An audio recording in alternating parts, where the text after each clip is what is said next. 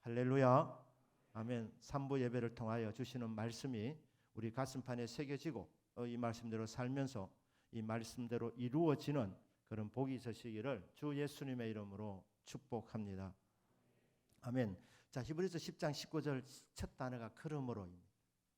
그러니까 히브리서 10장 18절까지 있던 내용, 1장부터 쭉 나와 있는 내용, 예수님이 어떤 분인지 소개해 주고 있습니다.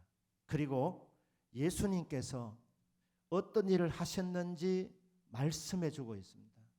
예수님이 누구신가? 예수님이 하신 일이 무엇인가? 10장에 보면 거의 결론 부분이 이렇게 말합니다. 예수님께서 한 영원한 속죄를 이루셨다는 것입니다. 지금부터 2000년 전에 갈보리 언덕에서 하나님의 아들 예수님, 아무 흠도 없고 죄도 없으신 예수님께서 저와 여러분의 죄를 대신 담당하시고 십자가에서 죽으셨는데 그 속죄의 제사는 영원한 효력이 있는 영원한 속죄의 제사였습니다. 예수님께서 예수님 그 당시 이전에 모든 세상 사람들의 죄와 현재적으로 짓고 있는 그 당시의 죄악들과 예수님 그 이후로 재림하실 때까지의 세상 사람들 모든 사람들의 그 죄를 대신 담당하시고 영원한 속죄 제사를 올려주셨는데 하나님께서 그 기쁨으로 받으셨기 때문에 그 이후로는 다시는 다른 속죄의 제사, 짐승의 피를 흘려서 올려드리는 속죄의 제사가 필요 없게 되었습니다. 믿으십니까? 성전을 주신 목적 중에 하나가 바로 성전은 희생제사가 드려지는 곳입니다. 그런데 예수님께서 영원한 속죄를 이루셨기 때문에 예수님 십자가 이후로는 성전이 있을 필요가 없게 되었습니다. 그래서 구원받은 백성들에게 이제 더 이상 성전이 필요 없기 때문에 대신 주신 것이 무엇이냐? 교회입니다. 교회를 통하여 하나님이 구원받은 백성들에게 더 큰 은혜를 부어주시는 겁니다. 이제 예수님의 십자가 영원한 속죄 드린 이후로는 이제 성전이 필요 없고 교회를 주셨구나. 예수님이 십자가에서 죽으심으로 말미암아 하나님을 만나는 만남의 길이 열려지게 되었습니다. 성전을 주신 또 다른 기능이 하나님을 만나는 장소였습니다. 인생은 하나님 만나야 삽니다. 하나님 만나야 도움을 받습니다. 연약한 인생이 이 땅을 살아가며 하나님 만나야 하는데 하나님 만나는 장소로 성전을 주셨습니다. 그런데 그 성전에서 하나님을 만나는 사람은 극소수였습니다. 왜냐하면 인생은 다 죄가 있기 때문에 거룩하신 하나님 앞에 설 수 있는 존재들이 없는 겁니다. 태양도 여러분 가까이 하면 우리 몸이 감당하지 못해서 가까이 가면 몸이 녹아집니다. 불꽃 같은 눈으로 살피시는 빛의 본체이신 하나님 앞에 연약한 인생이 가까이 가면 죽습니다.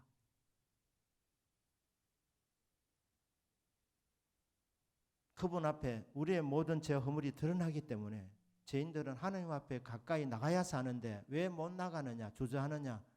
나가면 우리의 죄가 다 드러나기 때문에 죄인된 인생들은 하나님 앞에 나가는 것보다 어둠을 더 좋아하게 되었습니다. 밤을 더 좋아하게 되는 것입니다.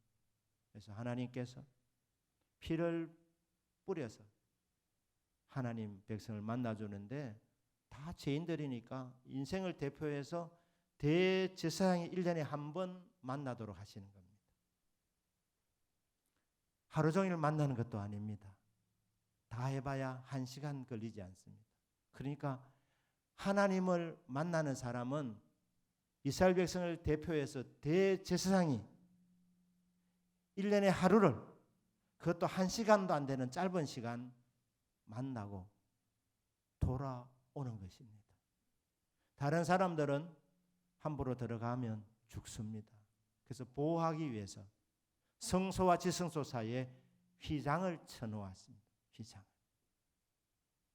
두께가 상당히 되었습니다. 한 20cm 정도. 어떤 분은 15cm, 또 어떤 25cm 그런데 한 평균 한 20cm 정도. 정말 두껍습니다. 왜 이렇게 성소와 지성소 사이에 휘장을 쳐놓았느냐? 아무도 함부로 그 지성소에 들어갔다가 죽임을 당할까 싶어서 하나님께서 보호하는 차원에서 휘장을 쳐놓은 것입니다. 그런데 예수님께서 이 휘장을 찢으시고 그리고 그 길을 열어놓으셨다. 이게 오늘 10장 20절에 나와 있습니다. 자, 뭐라 되어 있습니까? 그 길은 19절에 보면 그러므로 형제들아 우리가 예수의 피를 힘입어 성소에 들어갈 담력을 얻었나니, 그러니까 예수의 피를 힘입어서 우리가 성소로 들어가고 지성소로 들어가게 되는데, 지극히 거룩한 곳에 들어가는 데 장애물이 바로 휘장이었는데 휘장이 찢어졌기 때문에 들어갈 수 있게 되었다는 겁니다. 그 길은 우리를 위한 길이라.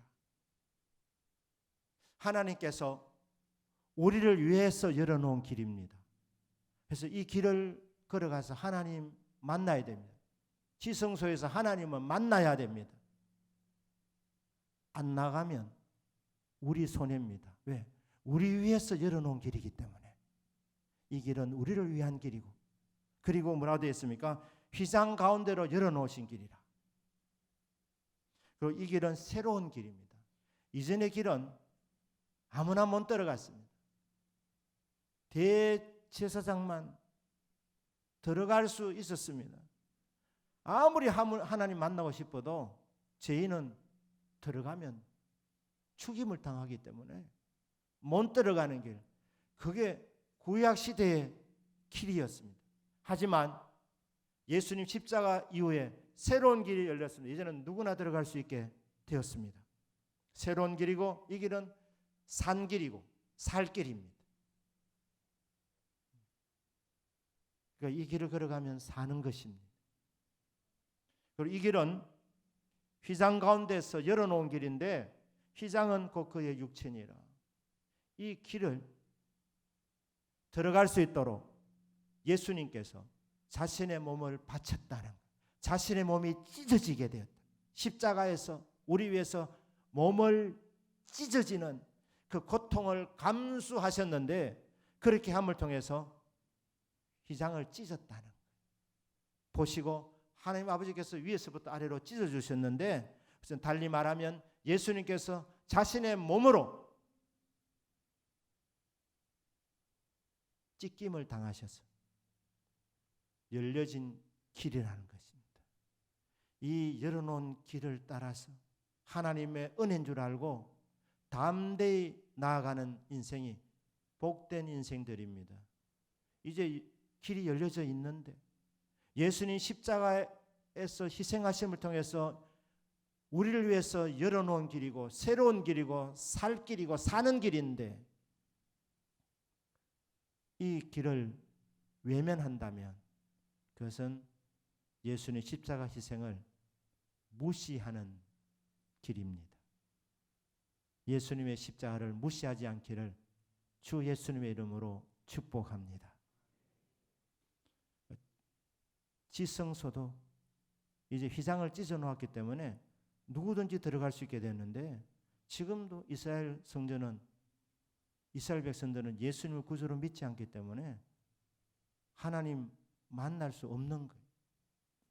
아무나 못 들어갑니다. 그러나 교회를 통하여서 하나님은 누구나 만나 주십니다. 자, 그러면 우리가 교회로 나가야 되는 이유가 뭡니까? 예수 그리스도를 구주로 믿으면 그 순간 구원받습니다. 믿습니까? 근데 왜 우리가 교회를 나와야 됩니까? 이미 다 구원받았었는데. 그러나 왜 교회를 주셨느냐? 구원받은 백성들이 왜 교회로 나와야 하느냐? 요한계시록 1장 13절에 이유가 있습니다. 우리 같이 읽겠습니다. 시작. 촛대사에 인자 같은 이가 발에 끌리는 옷을 입고 가슴에 금띠를 띠고, 여기 인자 같은 이가 예수님입니다. 그러니까 촛대 사이에 누가 있다고요? 인자 같은 이 예수님이 계신다는 거예요. 요한계시록 1장 20절에 보면 7 촛대는 7 교회라고 말씀했습니다. 그러니까 촛대 사이에, 교회 사이에 누가 계신다고요? 예수님이 계신다. 예수님이. 소아시아 7 교회를 향한 말씀이 요한계시록 2장 3장에 나와 있습니다. 그 당시도 수많은 교회들이 있었지만 7 교회를 선발했습니다. 7이라는 숫자는 완전 숫자입니다. 그 당시의 교회들뿐 아니라 오고 오는 세대에 세워질 모든 교회들을 대표해서 7 교회를 이렇게 언급하고 있는 것입니다. 이 7 교회는 크게 세 종류로 나눠져요. 첫째, 칭찬만 받는 교회가 있었습니다. 칭찬만 받는 교회. 그 교회는 2 교회가 있었습니다. 칭찬도 듣고 책망도 들은 교회가 4 교회가 있었습니다. 그리고 한 교회는 꾸지람만 들었습니다. 책망만 받은 교회는 라오디게아 교회였습니다. 우리 교회는 어디에 속하는 교회 같습니까? 칭찬만 듣는 교회입니까? 칭찬도 듣고 책망도 듣는 교회입니까? 꾸중만 듣는 교회입니까? 원하건대 우리 대동교회는 주님으로부터 칭찬만 듣는 교회가 되기를 주 예수님 이름으로 축복합니다. 아멘. 그런데 이 7 교회 가운데 라오디게아 교회도 있다는 것이 얼마나 은혜가 되는지. 왜 그렇습니까? 7 교회 사이에 주님이 계신다는 것. 그 교회 중에 꾸중만 듣는 교회, 이 교회는 필요 없다 하면서 주님이 무시 안 하시고 책망만 하시는 교회도 주님이 그 교회 사이에 계시더라. 그게 무슨 말입니까?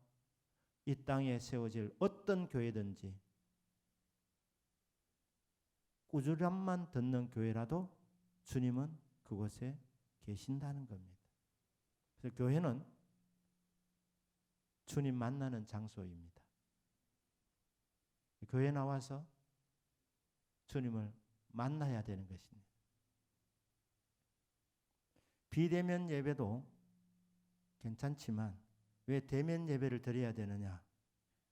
대면 예배를 드릴 때 얼굴과 얼굴을 맞대어서 주의 영광을 볼 수 있기 때문에, 그래서 대면 예배로 나와야 되는 것입니다. 물론 몸이 여러 가지 상태가 안 좋아서 못 나오신 분들 계십니다. 또 환경이 아직 나오지 못하는 상황에 계시는 분도 계십니다. 그런데 그런 환경도 이제 다 해결됐는데 불구하고 예배가 열렸는데도 불구하고 좀 더 편하다는 것 때문에, 시간을 단축한다는 것 때문에 비대면 예배를 드리신 분이 계신다면 오늘 동영상 예배를 듣고 계시는 분들 중에 다음 주부터는 나올 수 있기를 주 예수님 이름으로 축복합니다. 아멘. 자, 청춘 남녀가 만나서 사랑하게 되었습니다. 결혼하게 되었습니다. 주례 부탁하러 목사에게 찾아왔습니다. 목사가 묻습니다. 집은 마련했나? 목사님, 아닙니다. 우리는 집을 준비 안 했습니다. 우리는 서로 사랑하는데 뭐 그래 같이 살 집이 필요합니까? 가끔 전화로 잘 있나?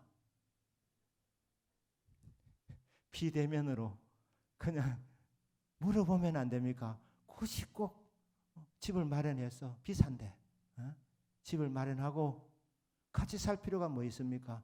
사랑하는 마음만 있으면 되고 가끔 한 번씩 심심하면 전화해서 안부를 물어보면 되는 건 아닙니까? 그래서 집은 준비 안 했습니다. 주례해 주십시오. 여러분, 이게 말이 된다고 생각하십니까?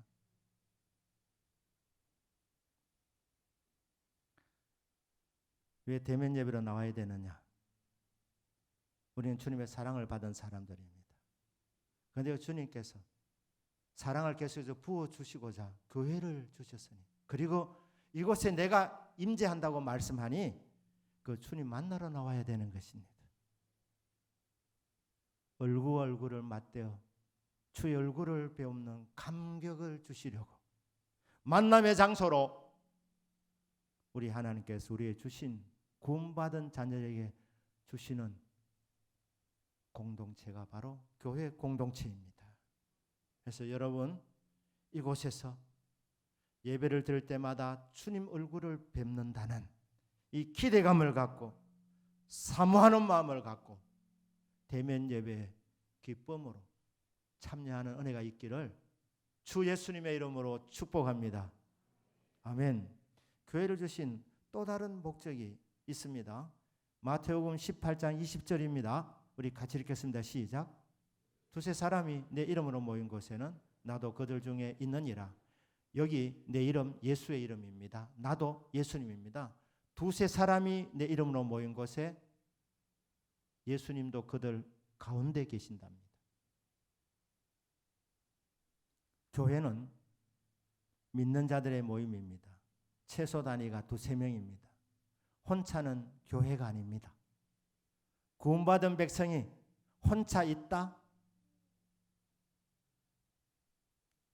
그러면 안 된다는 거예요. 모여야 됩니다. 공동체를 이루어야 됩니다. 구원받은 주의 백성들이 주의 이름으로 모이면 두세 사람이 모여 있어도 그 한가운데 예수님이 계십니다. 교회는 세상의 다른 단체와 다릅니다. 예수님이 없는 교회는 세상의 다른 단체와 같이 친목 단체에 지나지 않습니다. 그러나 교회 모임이 다른 모임과 다른 것은 이곳에 주님이 자리하시기 때문에. 그런데 그 주님이 어디에 자리 잡으시겠습니까? 주여 보좌로 임하소서. 오늘 우리 찬송을 불렀습니다. 우리가 경배와 찬양 처음에 시작할 때 예배를 시작할 때 불렀던 찬송이 그렇지 않습니까? 보좌로 주여 임하소서. 보좌 어디겠습니까? 가장 중요한 자리, 성도의 중심에 우리 모임 무리의 한가운데 계셔야 되는 겁니다. 주님을 저 구석에 몰아넣으면 되겠습니까? 가장 중심에 주님이 임재하시는 거예요. 성막이 그랬습니다. 이스라엘 백성이 수백만 명이 그렇게 살았고 목적지를 향해서 가는데 그 수백만 명의 한가운데 주님의 임재가 있었습니다. 그게 성막이었습니다. 주님이 교회에 임재하시는데 어디로 임하시느냐? 우리 성도님들의 한가운데 있는 거예요. 그리고 이곳에 모여서 우리의 대화의 중심이 예수 그리스도가 되어야 됩니다. 세상 지식, 어디서 옷 샀니? 뭐 이런 거, 옷 자랑, 세상 자랑, 우리 대화의 중심이 세상 것이 아니라 예수 그리스도가 중심이 되어야 되고, 이 모임의 한가운데 가장 소중한 자리는 주님이 임재하셔야 됩니다. 그분을 이렇게 모시고 우리가 해야 될 일은 그분을 예배하는 일입니다. 같이 모여서 예배드리고 경배와 찬양을 올려드리는 예배의 처소로 구원받은 백성이 주신 공동체가 바로 교회라는 것입니다. 집에서 혼자 성경 묵상할 수 있고 성경 읽을 수 있고 말씀을 연구할 수 있습니다. 하지만 예배는 혼자서 드리는 것은 쉽지 않습니다. 한두 번 드릴 수는 있지만 지속적으로 예배를 드리기는 쉽지 않습니다. 예배 공동체로 주님이 교회를 주시고 예배하는 그 사람들이 모여있는 그 한가운데 중심에 주님이 임재하십니다. 그리고 구원받은 백성들이 드리는 예배를 받으십니다. 찬양을 받으십니다. 경배를 받으십니다. 예배 처소구나. 예배 처소. 그러니까 교회는 첫째 예수님 만나는 장소. 그러니까 여러분 주일 예배 드리는 시간마다 주님 만나는 복이 있기를 주 예수님 이름으로 축복합니다. 그리고 이곳은 주님이 중심으로 예배를 받으시는 예배의 처소입니다. 모든 영광, 모든 존귀 주님 홀로 받아 주옵소서. 사랑하셔서 문제 많고 냄새나는 우리 인생들 한가운데 오셔서 우리가 드리는 이 예배를 기쁘게 받아주시는 그분 앞에 영과 진정으로 예배를 드릴 수 있는 공간을 주셨으니 감사하는 마음으로 우리는 예배를 드리는 것이 마땅한 줄로 압니다.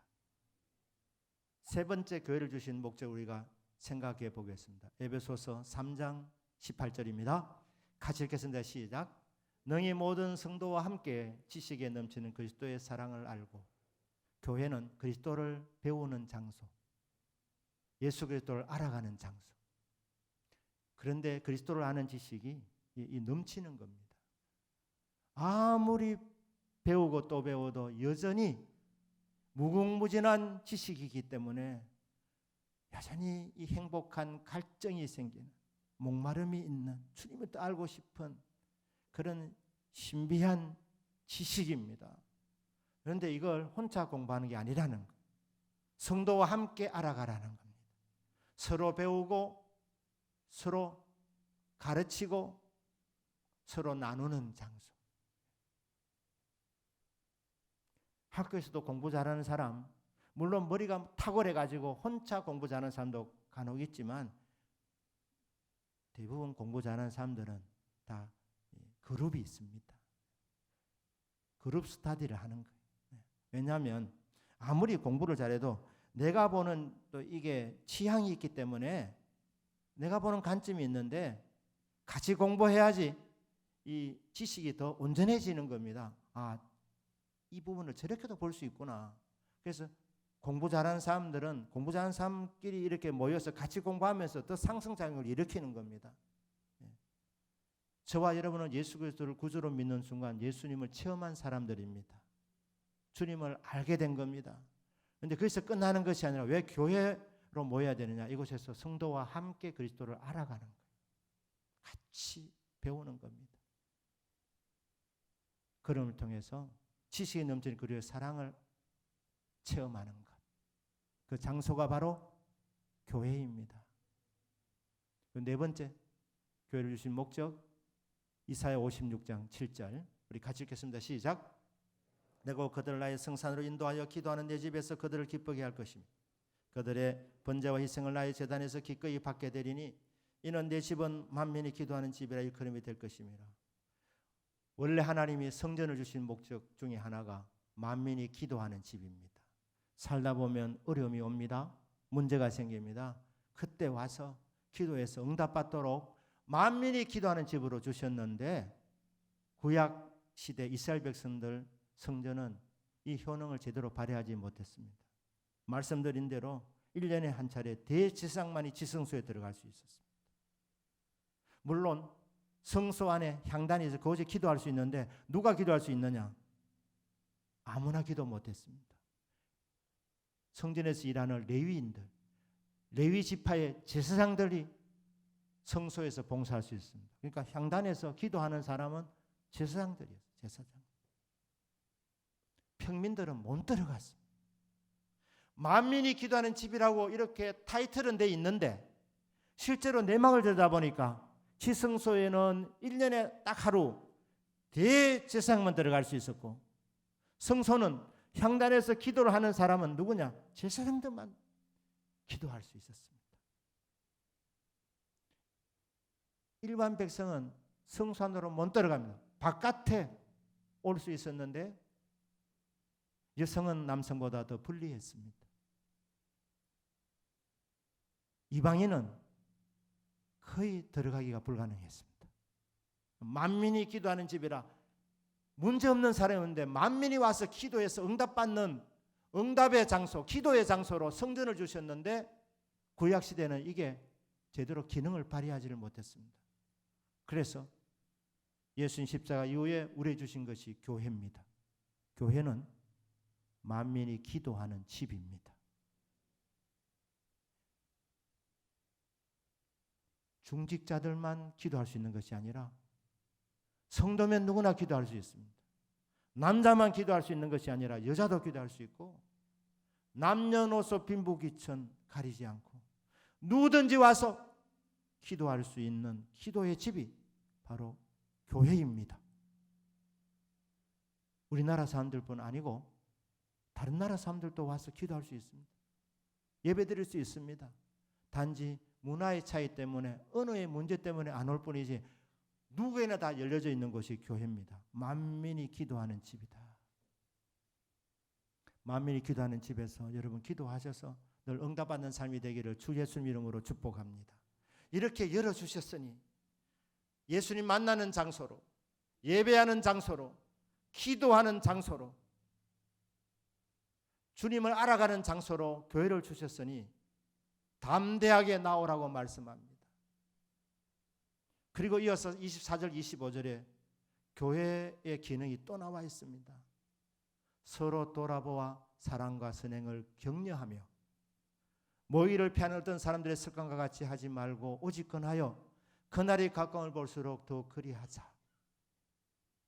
교회는 예수님 만나 찾아오시는 그분께 예배드리며 기도하여 응답받는 복된 장소이면서 동시에 구원받은 성도님들의 진정한 코이노니아, 교제가 일어나는 장소입니다. 참 교회는 좋은 곳입니다. 서로 돌아보는 곳입니다. 여러분, 우리는 구원받은 주의 백성들 아닙니까? 교회 와서 하나님 바라보지만 동시에 성도를 살필 수 있는 은혜가 있기를 바랍니다. 왜냐하면 우리 가운데 지금 울고 있는 분도 있기 때문에, 우리 가운데 지금 상처받고 있는 분도 있기 때문에, 우리 가운데 정말 너무 외롭고 힘들어 지쳐있는 인생들이 있기 때문에 우는 자와 함께 울고 웃는 자와 함께 웃어주라. 코이노니아, 교제가 일어나는 장소로 쓰셨다는 것입니다. 그래서 살피셔야 합니다. 울고 있는 자가 있는지 이런 눈에 보이면 기도해 주시고 다가가셔서 손잡아 주기를 축복합니다. 위로해 주기를 축복합니다. 너희 가운데 기뻐하는 자가 있느냐? 그럼 같이 축하해 주라. 같이 울고 같이 웃는 공동체. 서로 돌아보며 서로를 보살피는 공동체. 교제의 장소로 교회를 주신 겁니다. 그 다음에 뭡니까? 사랑과 선행을 나누는 곳. 먼저 섬기고 피차 섬기는 곳. 하나님의 사랑을 받은 자들이 성도를 사랑하는, 사랑을 실천하는 장소, 사랑을 주고받는 장소, 그리고 선행을 행하는 장소. 모든 사람에게 선을 베풀되 특별히 믿음의 가정들에게 더욱 할지니라. 그러니까 같이 모여서 서로 선한 일을 하라는 것입니다. 서로 베풀어 주라는 것입니다. 이게 선한 일입니다. 가장 선한 일은 전도하는 일입니다.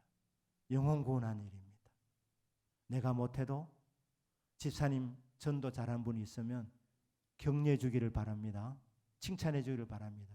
집사님, 하나님이 기뻐하실 겁니다. 하나님이 많은 복을 주실 겁니다. 이게 전도하는 사람에게 주시는 용기입니다. 격려입니다. 그러면 전도를 더 잘하게 되는 겁니다. 기도하는 것도 좋은 일입니다. 기도 쉬는 것은 죄고, 기도를 끊임없이 하는 일은 좋은 일입니다. 이 일을 계속할 수 있도록 우리 성도님들은 칭찬해 줘야 됩니다. 격려해 줘야 됩니다. 오랜만에 교회를 새벽 기도를 갔더니 뒤에서 이런 말이 들리면 곤란합니다.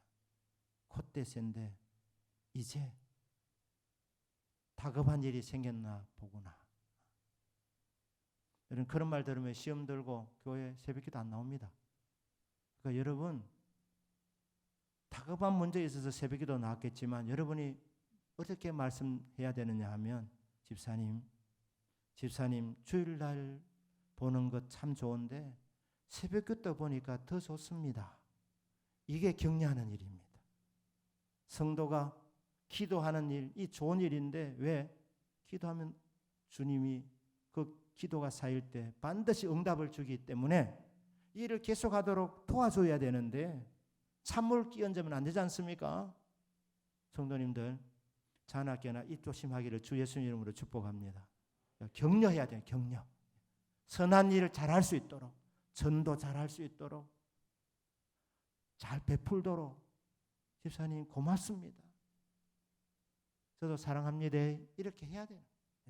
그게 격려하는 일입니다. 칭찬하는 일입니다.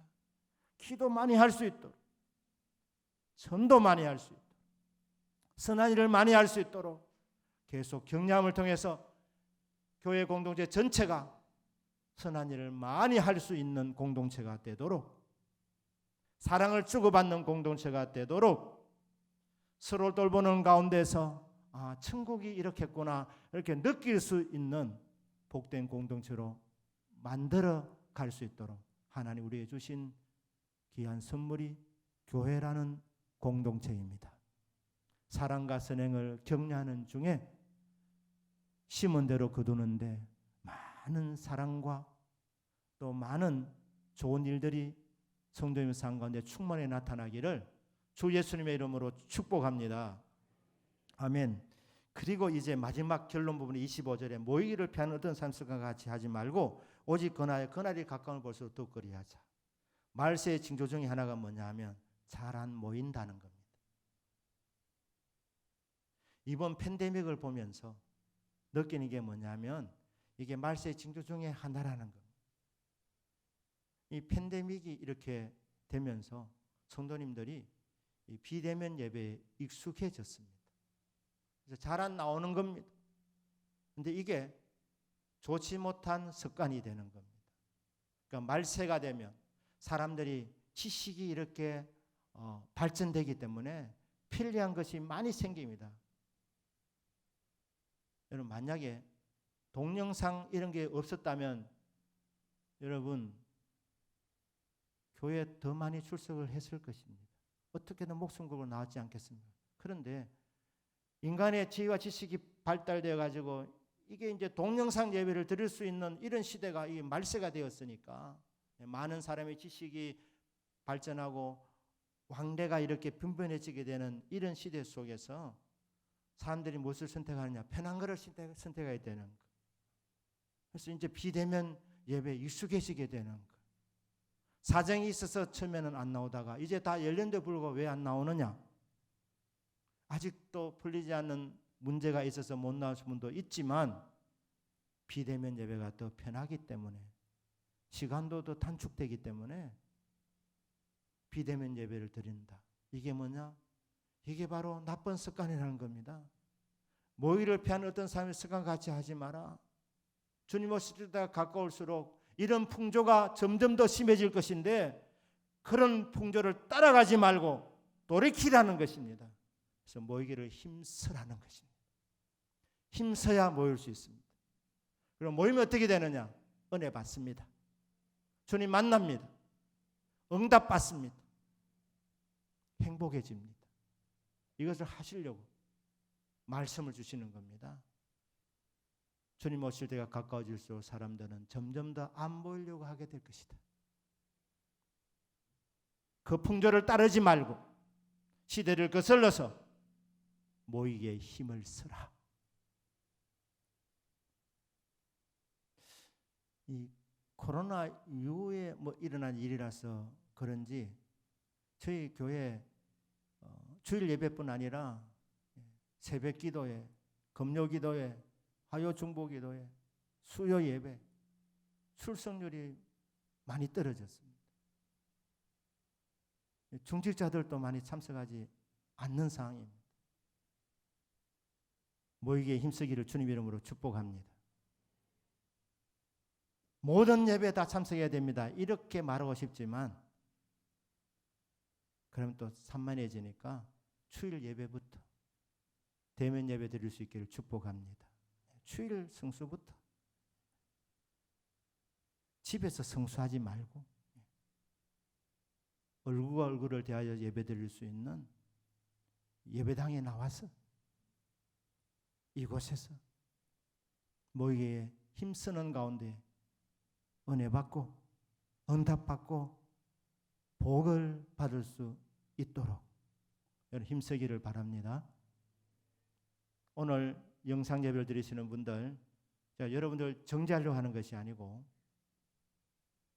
여러분 영상 예배가 아니라 대면 예배에 나오면 더 큰 은혜가 임하기 때문에, 그래서 여러분들이 건면합니다. 꼭 대면 예배 참석하기를 축복합니다. 2년 3년 넘게 교회 출석을 멀리한 분들이 있다면 이제 정리하시고 나오기를 바랍니다. 담대하게 당당하게 나오시기를 축복합니다. 이제 말씀 마무리합니다. 히브리서 4장 16절입니다. 우리 같이 읽겠습니다. 시작. 그러므로 우리는 긍휼하심을 받고 때를 따라 돕는 은혜를 얻기 위하여 은혜의 보좌 앞에 담대히 나아갈 것이니라. 은혜의 보좌, 지금은 교회입니다. 교회를 통해서 주님 만나는 곳입니다. 그곳에서 은혜를 받기 때문에 은혜의 보좌라고 하는데, 긍휼하심을 주시려고 우리를 부르시는 겁니다. 우리는 주의 긍휼을 받아야 합니다. 때를 따라 돕는 은혜를 주시려고 우리를 부르십니다. 때를 따라 돕는 은혜를 받으시기를 축복합니다. 때에 맞는 은혜 받기를 축복합니다. 오늘 받을 은혜가 있고 내일 받을 은혜가 있습니다. 그러니까 날마다 순간마다 주님이 준비해 놓으신 이 은혜를, 복을, 응답을 받을 수 있도록 우리가 할 일은 뭡니까? 담대하게 나오는 것입니다. 당당하게 나오는 것입니다. 주저하지 않고 나오는 것입니다. 기쁨으로 나오는 것입니다. 핑계대지 않고 나오는 것입니다. 자원에서 나오는 것입니다. 다 나오셔서 은혜의 보좌에서 부어주시는 하나님의 은혜를 다 경험하는 우리 모든 성도들 되시기를 주 예수님의 이름으로 축복합니다. 아멘. 기도하겠습니다.